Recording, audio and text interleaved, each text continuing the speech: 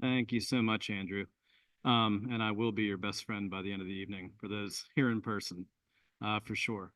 So tonight's topic, unlikely soldiers, the bakers of Washington's army. We're going to be exploring some individuals that helped feed the army and move it on its way to becoming successful through the latter years of the war. I first want to start off by saying the oven in the picture that you see right now is my oven, which is a reconstructed version of a oven from the 1730s. So it's brick in the inside, it's lime mortar, and clay on the outside. Now, the ovens that were used to bake were most definitely brick and lime, a combination of the two.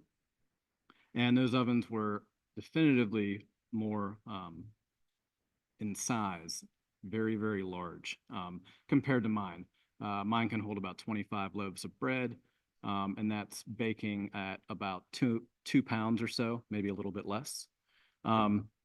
So as we talk about this, you'll understand what important part that these bakers played in the role of success in the American Revolution.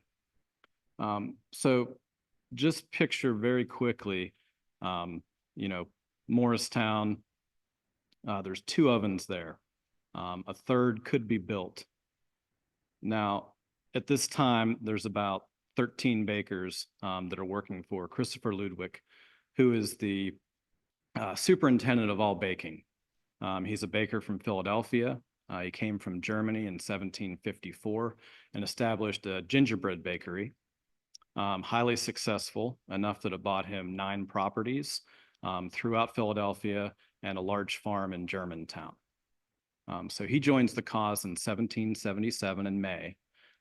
They commission him as superintendent of bakers and leave him with little and or no instruction other than the fact that with 100 pounds of flour, he can make 100 pounds of bread, which it's a good thing that the Continental Congress didn't know that you have to add water to flour to make bread. So and thus he was making 130 pounds of bread per 100 pounds of flour. So in this case, just picture that Morristown, 13 bakers, and they're producing somewhere between 1,500 and 2,225 pounds of bread per day. In a weekend event that I participate in, even the busiest ones, I'm making maybe 300 loaves of bread over a period of 3 days. So that was required of them per day. And the loaves that they were making were both large and they took up a lot of heat. So these ovens, they're all baked with, they're all made with the fact that you can bake with residual heat. So in that case, if you see that oven right there, I would fire it for a period of 3 to 4 hours to get all of the surfaces warm. And then I would pull all of that ash and coal out, and I would sweep it, and I would mop it, and then you would load the bread in. So doing that, you can basically only fit so many loaves of bread per time that you bake, and you could probably get 3 to 4 bakes off of one fire.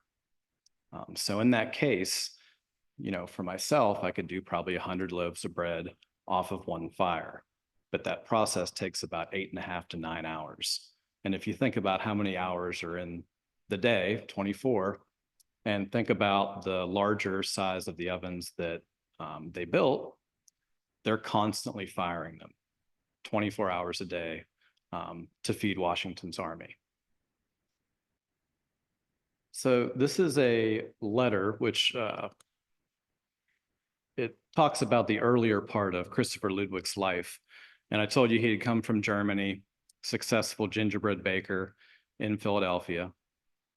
And he loved this country so much that as early as 1774, he was involved with the committees of safety in Pennsylvania and Philadelphia.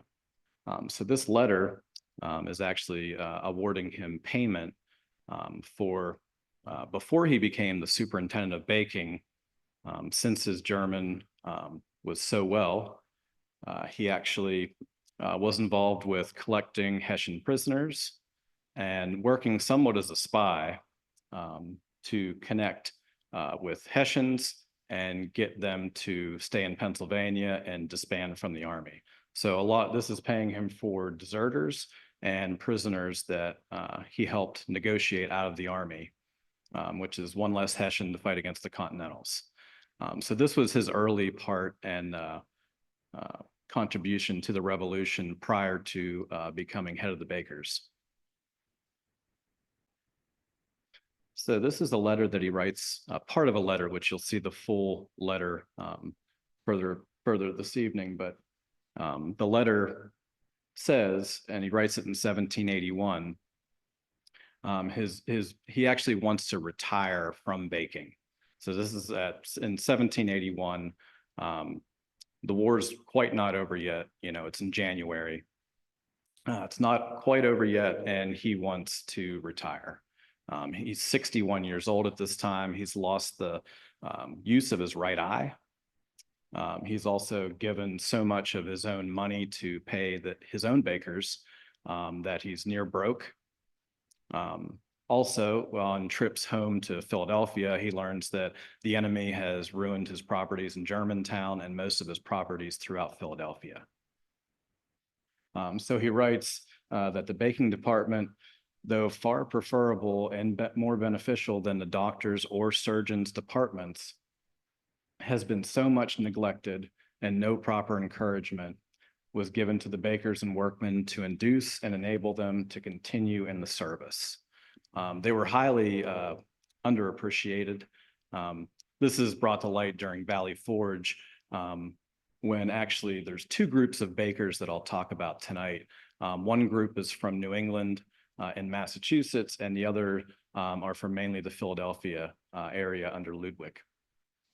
So out of these two groups, they first meet in Valley Forge, and regular soldiers are actually taking their ration of flour instead of taking the bread, and then they're reselling it. So there's little or no encouragement to these bakers as they proceed, because what's happening is that other soldiers, they're selling, making a profit, making money on the side, and basically letting the bakers that are actually paid to do that with no encouragement. So that's pretty much how Christopher Ludwick feels in general, that there's no appreciation, and they're baking 1,500 pounds to 2,000 pounds of bread per day, round the clock, and it doesn't stop throughout the war. Whenever the first Bakers Department is made up in 1777, before that, you would enlist one member from the regiment to take the ration of flour. They'd all divvy it up, and they'd make something that was called like an ash cake, which it wasn't very beneficial. Some of them were undercooked. They weren't getting proper nutrition. So the achievement of Ludwick becoming the head of the baking department, which didn't exist in the Continental Army, it didn't exist in colonial America at that time. So that was such a good thing to happen to the Army, because now they could not only move, but they could feed the Army as well. So Washington writes to Hancock, which Hancock knows of Christopher Ludwick at the time.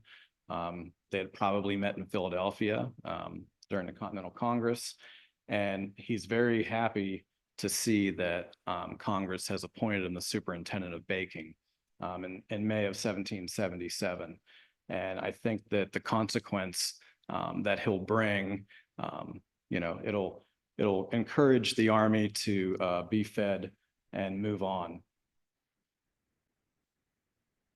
So this is locations. They don't know exactly the date of this letter, but it seems to be probably in 1778, maybe early 1779. And this lists the ovens at the different locations.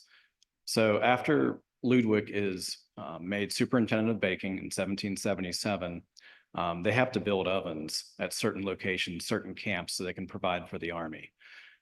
They also don't want to be so close to the main force of Washington's men, because if they were to get attacked or ambushed, there goes your men and your bread supply. So they were usually stationed at certain points, certain camps throughout. So the two ovens at Morristown were most definitely probably one of the most used ovens. That's during the winters at Morristown and Jockey Hollow, as well as in the summer, which you'll see in a little bit that the only list of names of bakers under Christopher Ludwick happens at Morristown in the summer of 1780. Two ovens at Pittstown, and you actually notice a trend here also that most of these are within about 100 miles of anywhere in New Jersey. Reading, you have one oven in Reading, which was near a mill, which is important because you definitely need flour to make bread. And that was one of the main problems that, one of the struggles that happened to them was sourcing flour.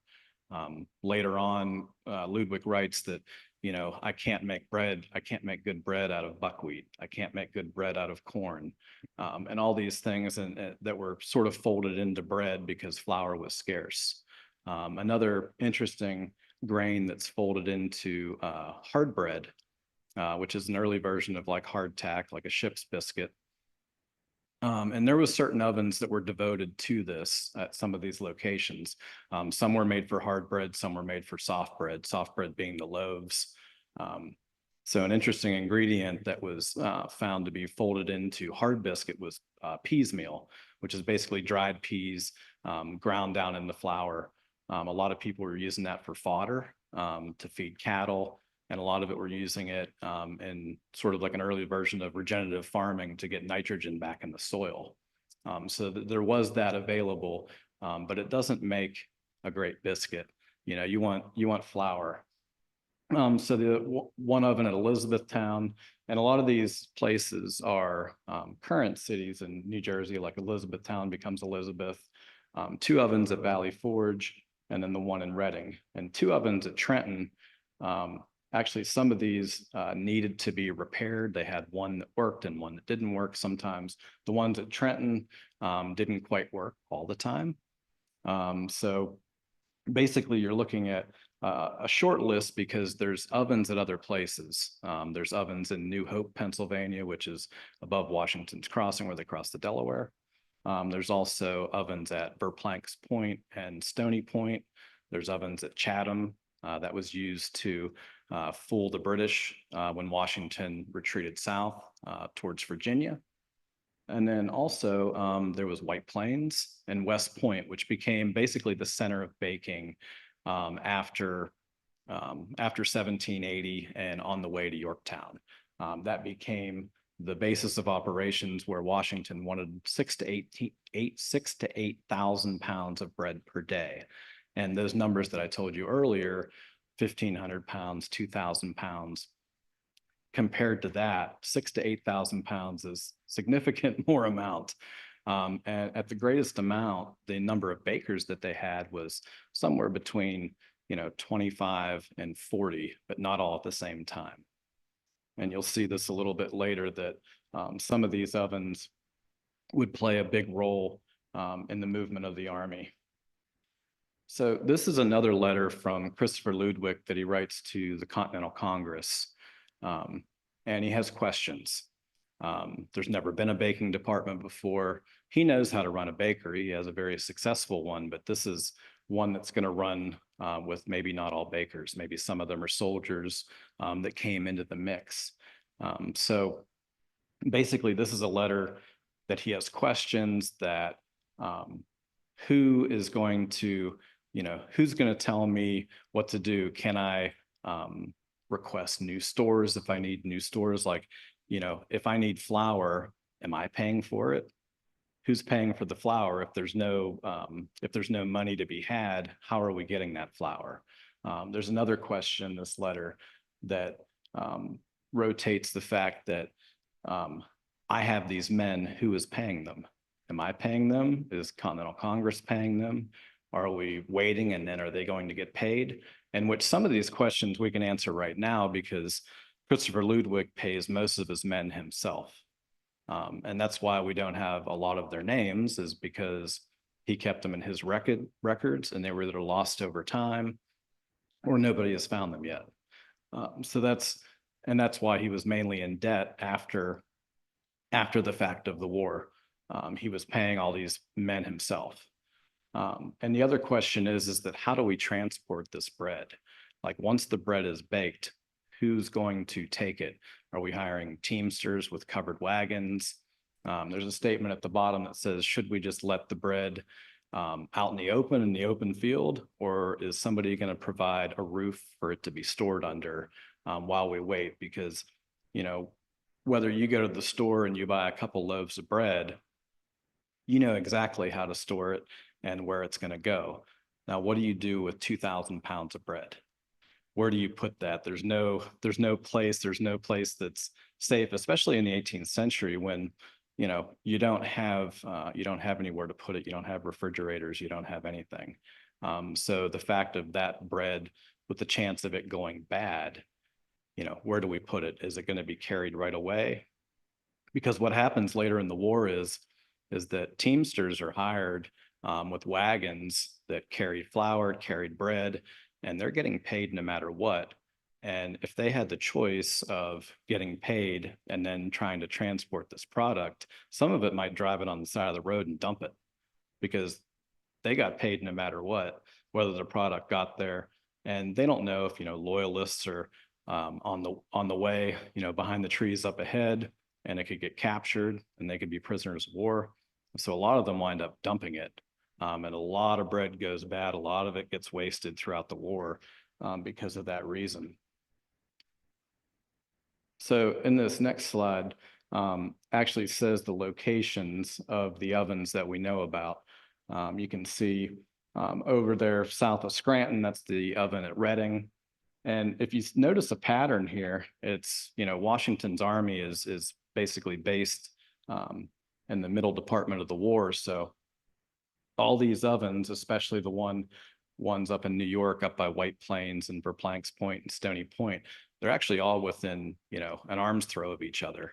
But they actually are a lot closer. But, you know, as they sort of move throughout the war, these ovens, as they went from location to location, some of them came in disrepair, they had to fix them, and most of them they had to build new ovens, which meant you had to spend time to get lime and brick and build them. But there is a quote of Ludwick, of actually a preacher at one of the camps, said that he could build a really good oven in 11 days.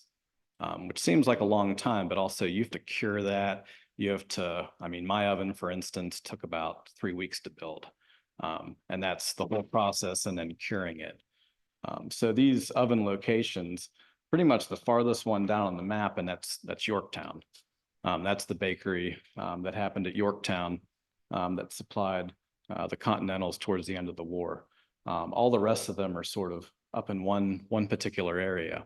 And if you think back to that first letter where Ludwick is talking about the mistreatment and unappreciation of the bakers, that's January of 1781 that he writes that letter.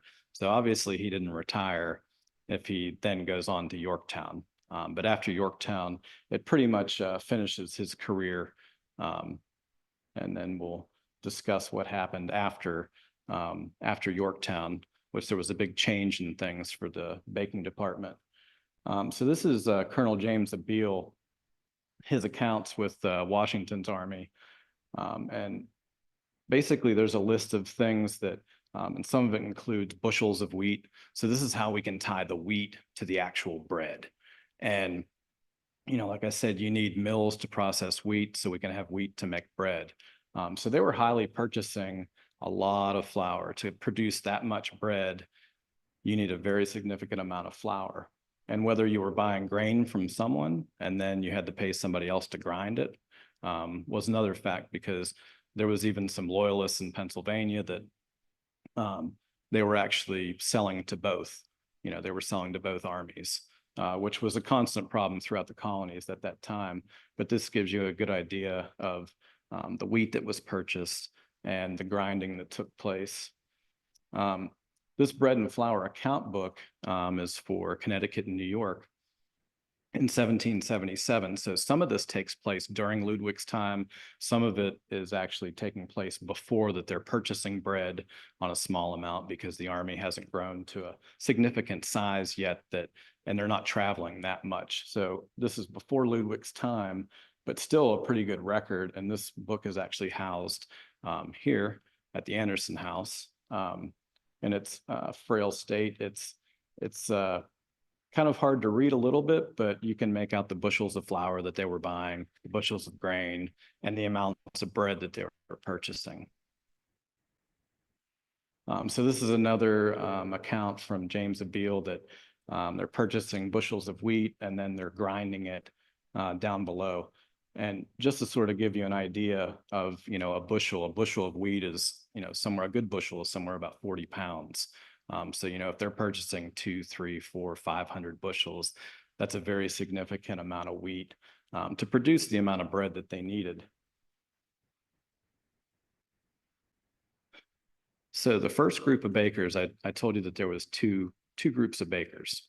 The first group of bakers were underneath Christopher Ludwick. He was out of Philadelphia, and some of his men came from regiments that were pulled from regular regiments. He did have a few bakers that were actual bakers and had businesses, and he knew of them. But this is the second group of bakers that were commissioned by Congress in 1778. And this list comes from mostly Massachusetts men.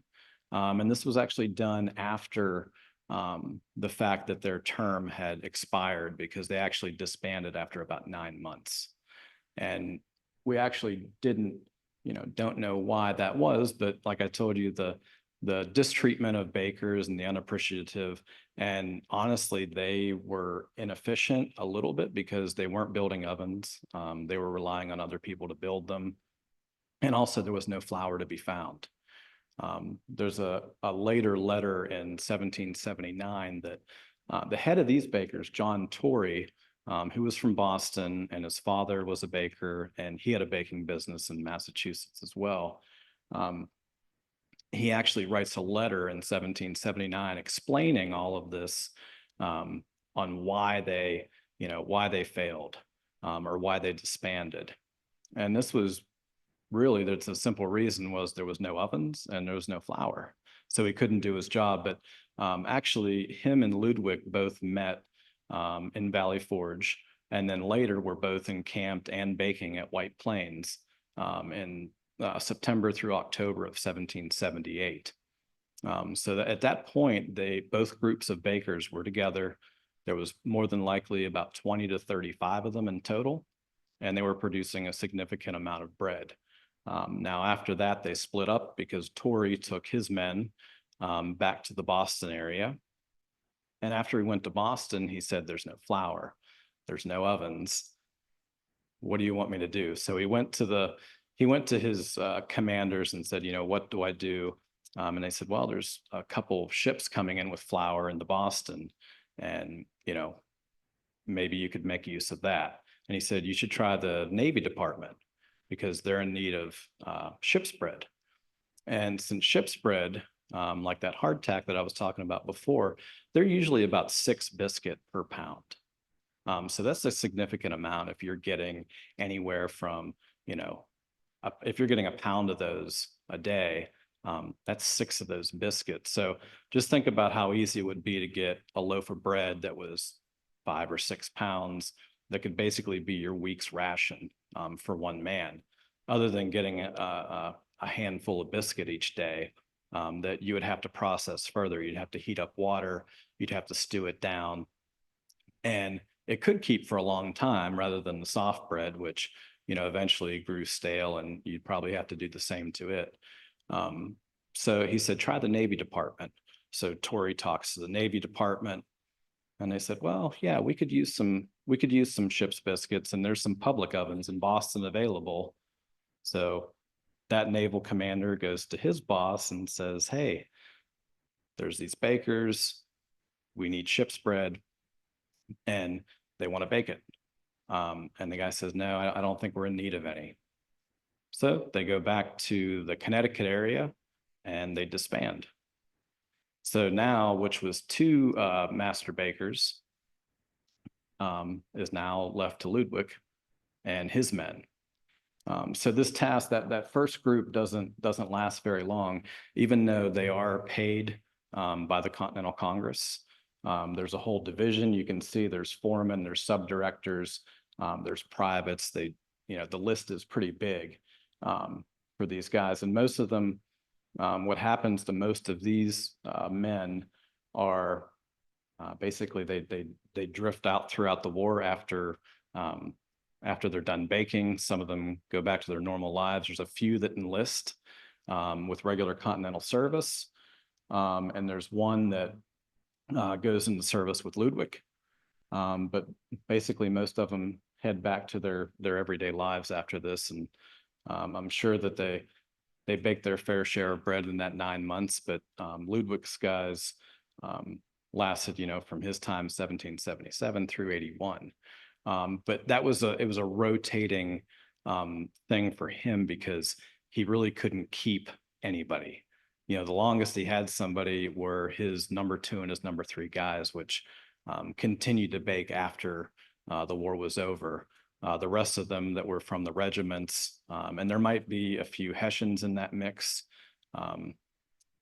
But yeah, basically most of them went back to normal everyday lives. This is the ad in Congress that the Company of Bakers is to be formed in 1778. And it says they need so many bakers, subdirectors, 12 foremen, 60 bakers, which all that never happened.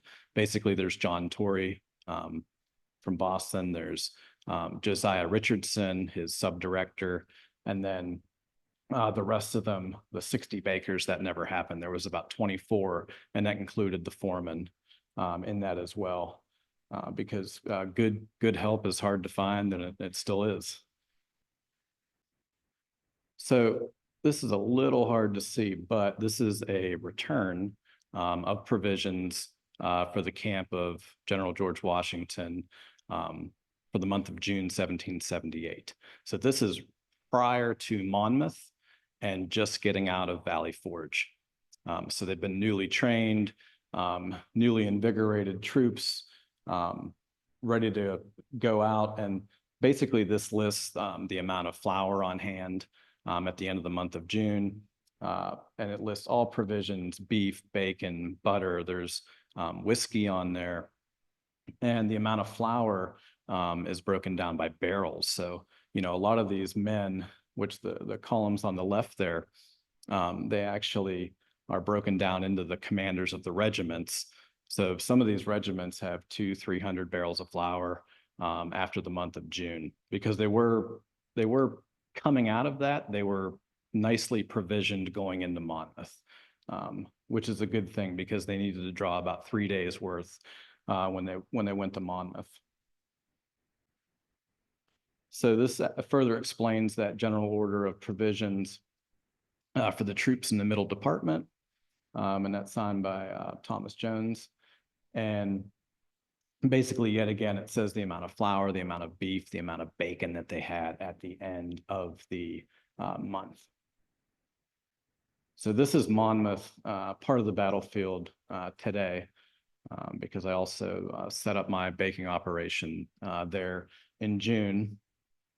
And, it is quite a coincidence that, Monmouth back then was one of the hottest battles ever fought. And still to this day, it is truly very hot in June. And if you think it's hot, try baking 200 loaves of bread in 95-degree heat with 100% humidity. I think it's something that they face probably on a regular, everyday basis, whether it be cold or warm or hot, and you figure they're baking outside. So there's nothing to protect them. So, weather is probably the most important thing to get bread properly baked. So this is another interesting bit. In Trenton, there's a letter from Moore Furman. He's deputy quartermaster of New Jersey at the time. And he's sending some flour to Washington's headquarters which is in Morristown. And this is probably one of the first times that I've seen this occur. But corn, he's talking about he wants to have corn that's ground and bolted. Bolted means they put it in a bolder, which is basically a round device that it turns by the wheels of the gear. And then as it comes down, the different types of flour, the different cuts fall into, the bran falls in one, and there's different silk screenings and mesh screenings. So as it falls down, there's different piles because millers actually made pretty decent money selling multitude of products from just one grain. They'd have, the Midlands, they'd have the bran, they'd have the super fine.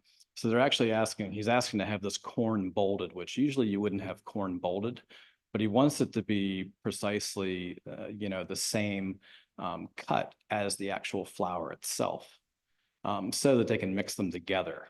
So this is the first time probably in the Army that they're actually combining both corn and wheat. One, corn has, it has starch in it, so it develops energy and natural sugars, which they're probably not getting a lot of. So this is probably a good thing that they were mixing that corn and wheat together. All right, so this is a letter to George Washington in 1780, and Christopher Ludwick writes him that the ovens that they have there, and he's talking about Morristown now, so there's 2 ovens there, and one of them is in need of repair. So Ludwick's suggestion is that we build a 3rd oven to support the 2nd one beside it, and then we can use both of them. So what they were producing from really one working oven and one not working oven was about 1,500 loaves of bread. So that's not pounds, that's loaves. 1,500 loaves per day out of one working oven.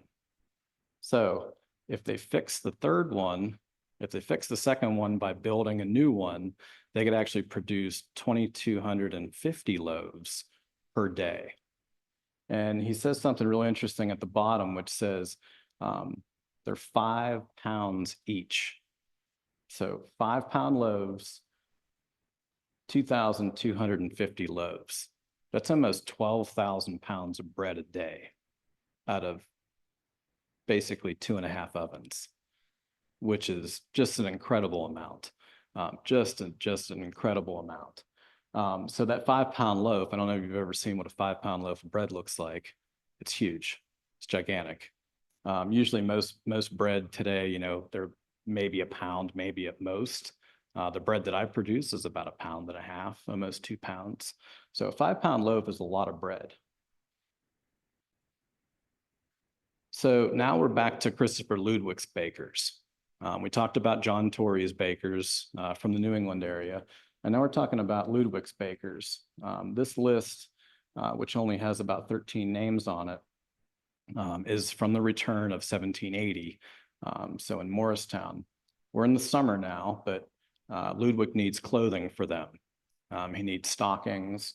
They need frocks, which is an overshirt, like a worker's frock, almost a smock, and overalls. Overalls are not the overalls that we have today with the straps that go over top of your back. These overalls were actually tight-fitting trousers that were connected underneath your shoes.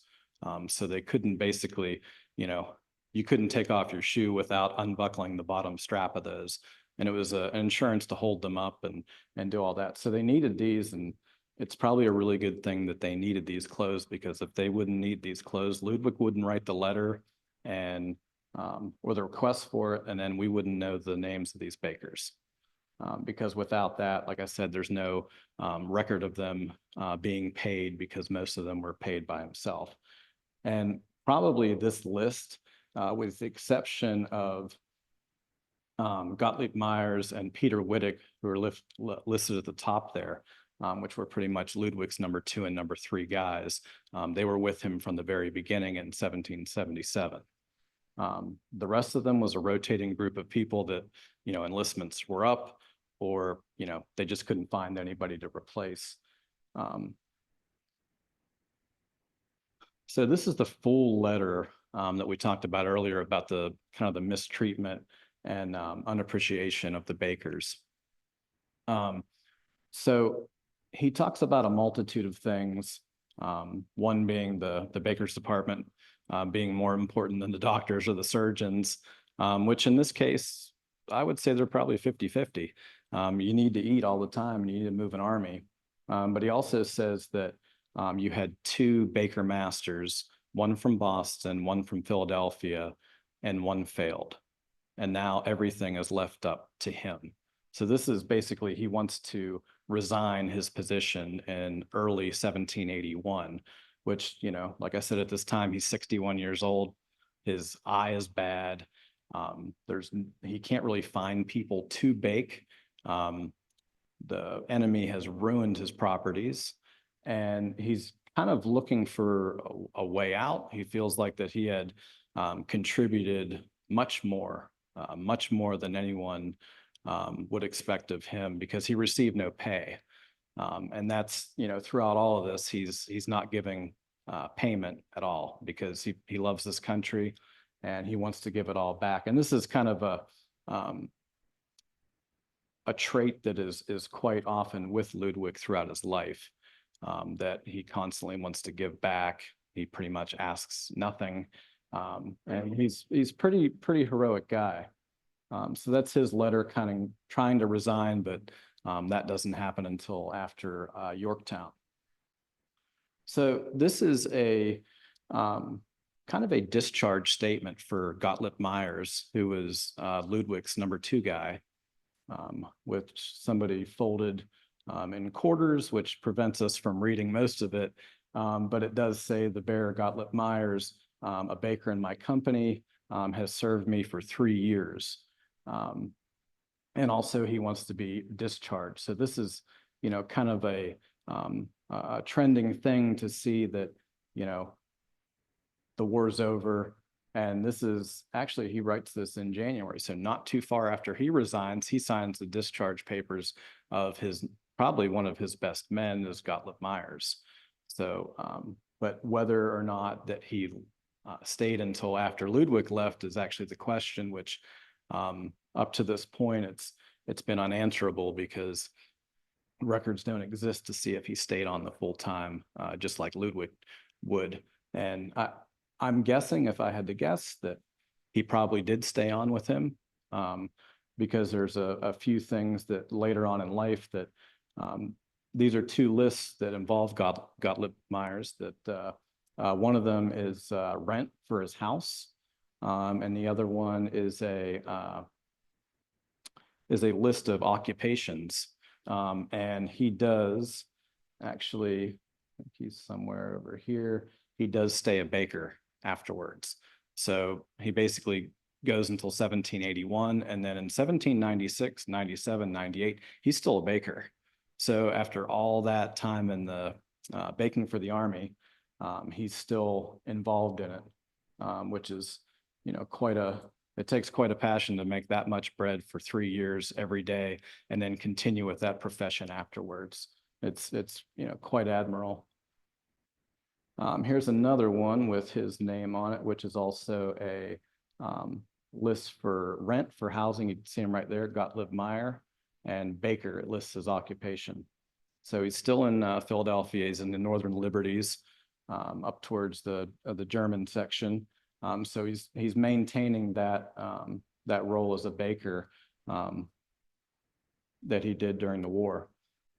So this is a petition from Gottlieb Myers, again, that now that he's out of the war, he's asking for depreciation pay.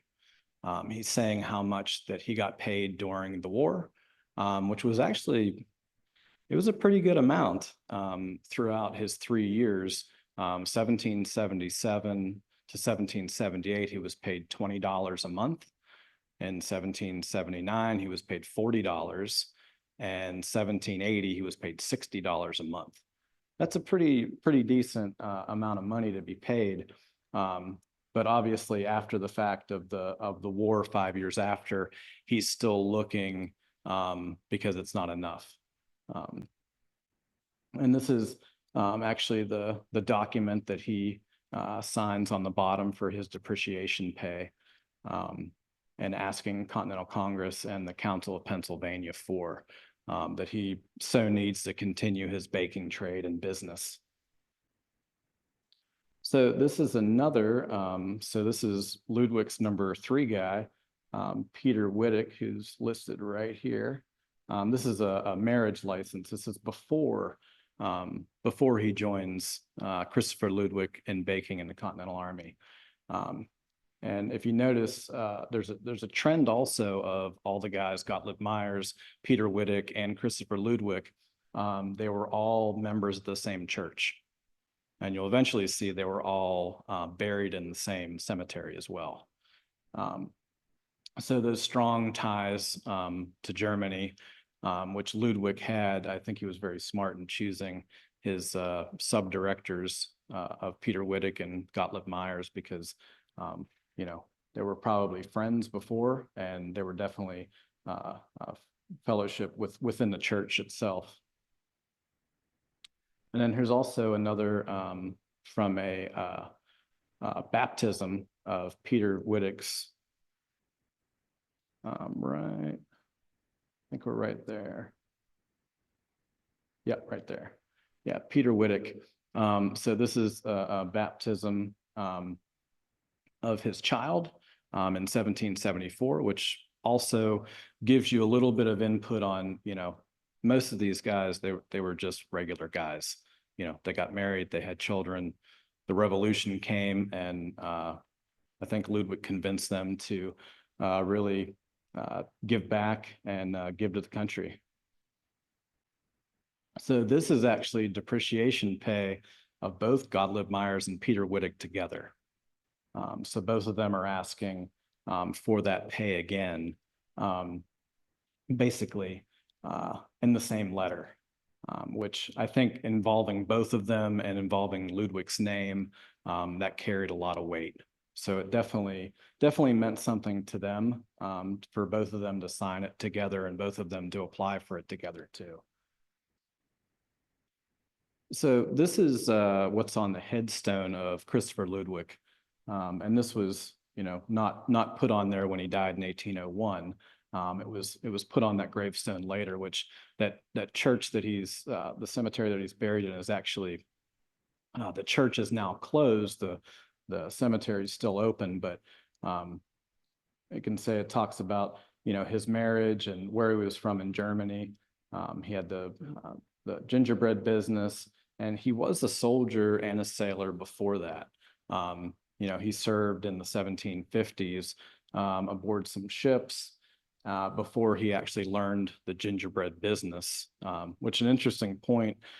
His father was also a baker, but to really enrich his studies of gingerbread, and you would think, one being German, that he would have a strong background in gingerbread, but he actually goes to London to learn the gingerbread trade.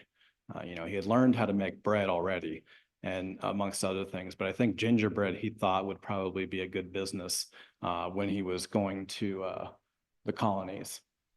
And it does say that he was appointed to the Army, and then also he received a letter from General Washington commending him, and he actually had that letter framed, and he kept it in his house. Because years later, he died in 1801. In 1803, Benjamin Rush writes the only biography on Christopher Ludwick, because they were very close friends. And you come to find out that, he holds that letter very dear. And he also thinks very, very highly of Washington. At this point, he's served 4 years in the war. They've become close friends in talking about the bakery business, and also the updates of like how the baking's going. Like, can you make this amount of bread? Can you make that amount of bread? And you actually find out that if we go back to this letter of Christopher Ludwick's, He was a character. He used to refer to himself in the third person, and he also used to write in the third person. If you look closely up here, he actually refers to himself as the memorialist.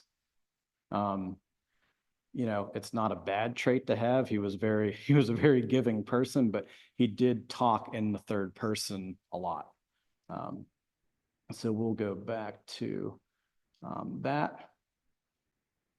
So these are the names of every baker that we have that served in both baking companies. One that was started in 1778 in Massachusetts, and the other one started out of Philadelphia with the appointment of Christopher Ludwick in 1777. So these are most of Ludwick's guys on the right here. You see Peter Wittick and Gottlieb Myers. If you actually look at the names, a lot of them, especially underneath Ludwick, most of them are probably of German descent. He was very good, like I said earlier, at persuading some of the Hessians that were prisoners and deserters. And basically, there's one name right here that I have tied to a Hessian regiment. So it might have been one of the guys that he helped convince that, you know, you should come live in Philadelphia because it's, you know, so much better, and, you know, you're not in the army anymore, and, you know, it's a nice place to live. So that might be one of the guys that happens to be maybe a transfer from a deserter from the Hessians. And basically, these unsung heroes of the Revolution, I feel quite strongly about that statement because as a baker myself, you know, I don't know exactly word for word and how the situations were that they went through, but there's been days, 2, 3, 4 days where I've not slept, just baking bread, baking bread, baking bread. But I also knew that I was going home at some point to a shower, to a warm bed.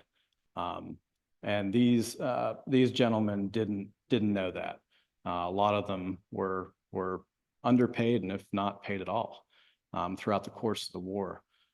So I really feel strongly that it's an overlooked avenue of heroes of the American Revolution. I'd like to thank everybody for coming out, and thank you very much.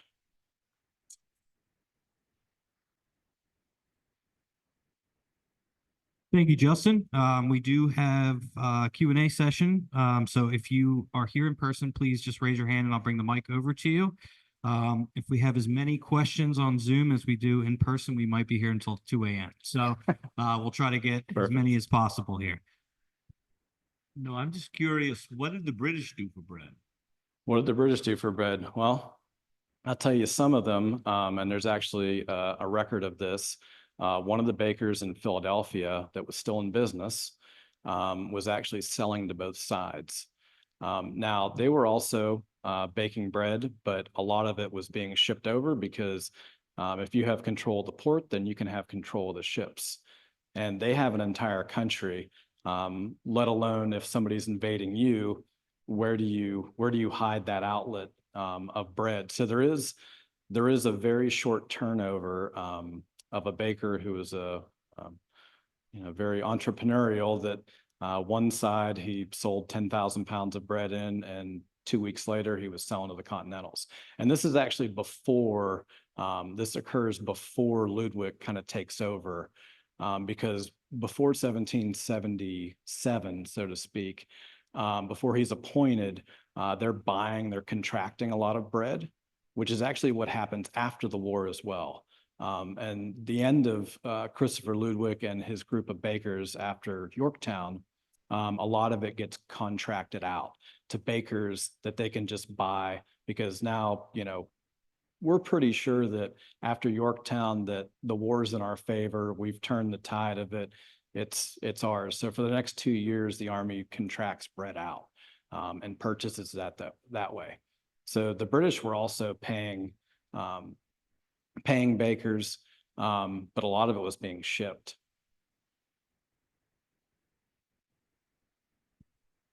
I guess it's a more general question. I knew a German lawyer about 10 years ago who was always complaining about the lack of bread choices in America. Yep. And I thought he was being a little bit picky. And I just spent about a month over in Switzerland, in the German area. Mhm. Every grocery store has so many wonderful forms of Yep. kinds of bread over there. I come back to America and I said, gee, I miss that German bread. I mean, what is it about Germans that they have always one of kind of bread and we have so few? I think it's probably Europe in general. Just because, a lot of their grains haven't changed, we like to say, we're in a heritage grain and heirloom grain movement and growing them, but a lot of their grains never left. They didn't do anything to them. They didn't, there's still farmers producing them. And a lot of it has to do with the grain itself. That's what, I can use, two different flours from two different places, and I'm going to get two different breads. But in Europe, I feel like any grain that you use, especially the old varieties, they haven't changed. And that's why the bread is so good. And the bread culture I'm not going to say it died off in America a bit. But over there, it's always been a staple. It's always part of, most every meal. It's, probably the best bread. I think some of the best bread I've ever had, it's all been in Europe. It's all been in Switzerland, it's been in Denmark, and it's the quality of grain. It's the quality of grain and how it's treated, how it's milled, how it's baked. A lot of people like to say that some of it is the water, which is true. A lot water affects it as well. But it's a lot of grain. It's a lot of there's just better grain, My question sort of revolves around consistency of product. And as we were mentioning earlier, with so much variability in terms of quality of ovens and heat retention, weather, obviously all these different factors that go into making the bread. How consistent was the product? I don't know. I had an interesting thought, like, were the people closer to one bakery getting like really, really good stuff because of whatever, the flour and the oven that was good? So yeah, what was the difference like in terms of quality across all of these different ovens and bakeries then? I mean, if you're talking about like Ludwick's guys, I'm pretty sure it was pretty consistent. At that point, he had been in America or the colonies and then America. At this point, he had been there for 23 years and ran his baking business for 23 years. So I think by that time, he probably had it dialed in. And he also knew ovens. He knew how to build a good oven. He knew when they needed repaired. So I think for the most part, they probably were pretty highly consistent. And, he does complain a little bit about the type of grain that he's getting. It doesn't make good bread, buckwheat and corn. And it is true, if you bake with flour your entire life and never venture outside of that grain, you start adding buckwheat in there and realize that buckwheat doesn't have gluten in it. Or, the same thing with corn. But I think his product, I think it was probably pretty consistent. Now, the only thing out of his control, which there's really not too many records of this, but he's not actually doing the baking. It's all these guys that are doing most of the baking. So, if you have 23 guys that were drafted from regiments and 3 guys that you really know how to work things, you're going to do the same thing like a kitchen does today. You're kind of going to get them to watch over, to get them to sort of mentor a little bit. And, I can attain to this when you've baked for 15 or 16 hours.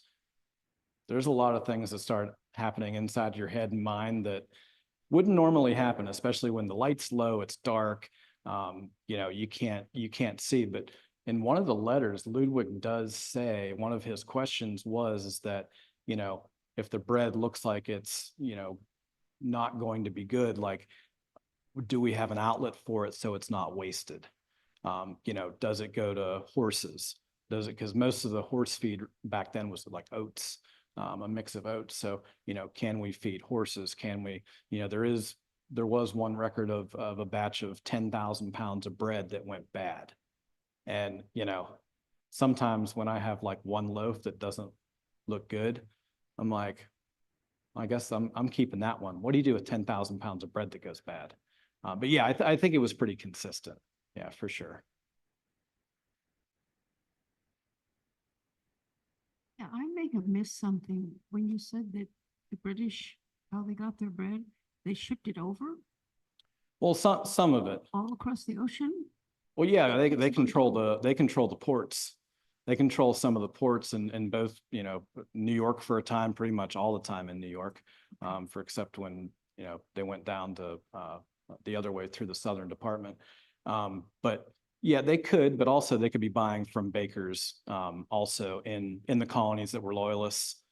They could be buying from them, and they can also be because when they're in New York and when they're controlling Philadelphia, because they're controlling that, they control everything inside of it also. So they could be getting it through that too. Not all of it was shipped, maybe some of it. But a lot of it was probably coming within the colonies. I mean, did the bread really survive the trip across the ocean? What's that, the bread? Yeah. Yeah, so this is probably ship's biscuit that they're doing. So it's like a hardtack. So it'd be barreled up. And some of that stuff was, you know, it could be anywhere from 6 months, it could be a year and a half old.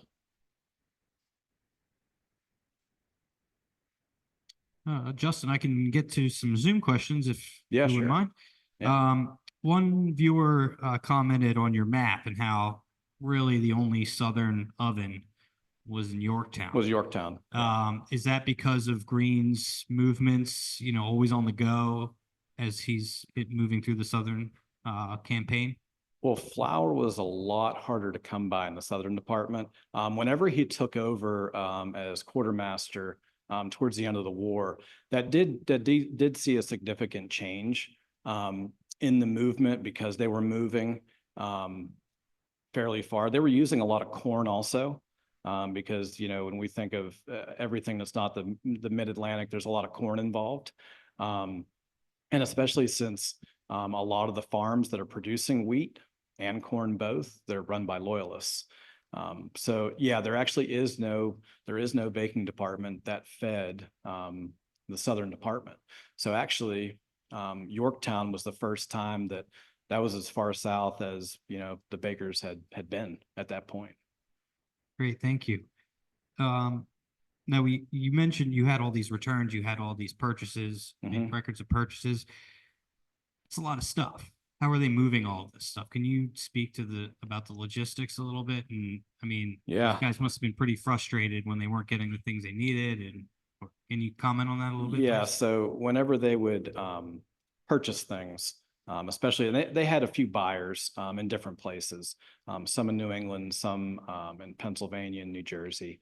You know, they'd move almost everything by wagon, but Ludwick actually wanted things to move by water. If there was if there was like a way of transport through boat, he preferred that method because honestly, it would travel a little bit better.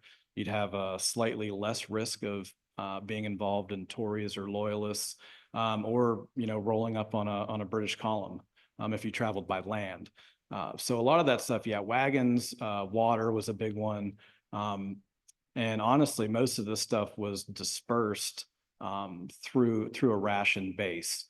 So they would have stores as a place to store the things that they got, mostly from regional farmers. Some of it was foraged a little bit later in the war, but yeah, most everything was wagons and then water if they could. Great, thank you. No, it sounded like when you mentioned the 5-pound loaves, and I know we were talking about this earlier, that kind of surprised you a little bit. Yep. Throughout, you know, other records, so primary source materials, was there anything else that also stood out as a surprise to you in your research? I think the 5-pound loaves were quite a shock because you have to realize that most of the rations, most of the provisions of bread that they were getting, they were hard bread or ship's biscuit. So, you know, that's 6 or 7, maybe more to a pound of the hardtack type bread. So the soft bread, which we see a little bit at Valley Forge, you also see it for any time, it's feeding the sick, it's feeding officers.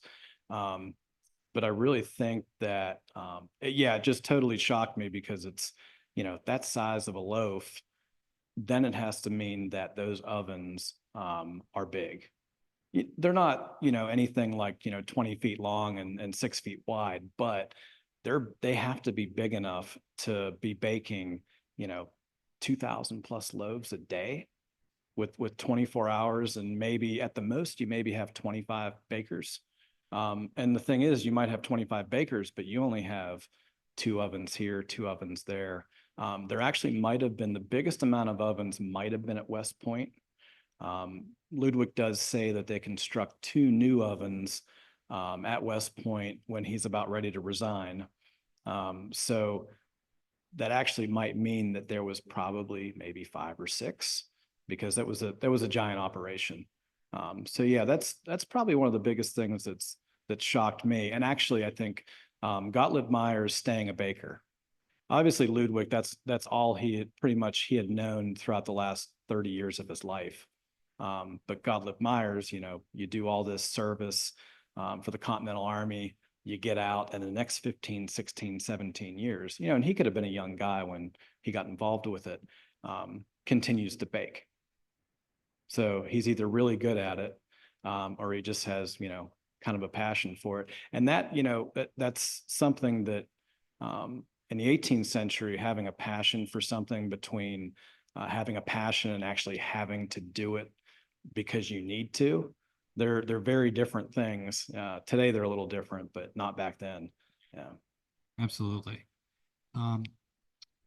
Now, when one viewer would like to know if things went really bad, say if, they were in desperate times, and were these bakers trained as soldiers and expected to fight if, they were called upon?